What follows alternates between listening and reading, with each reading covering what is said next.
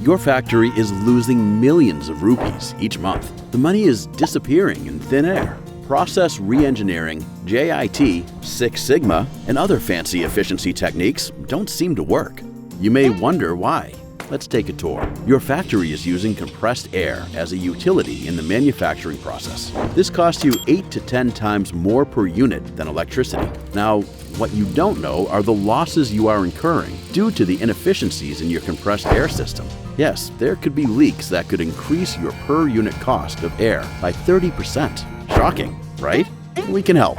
At AirAudit, we check your plant and identify all the possible leaks and inefficiencies in the compressed air system with the latest high-tech instruments. Our engineers detect leakages, test compressor efficiency, monitor the airflow, log data, and verify each individual leakage for you. Implementing our recommendations will not only increase your productivity, it will reduce cost of air production, lower the air system load, and restore your plant to its peak efficiency. To top it all, it'll save you about 30% in cost on each unit of air produced. Leaking air is like leaking cash. So let us help.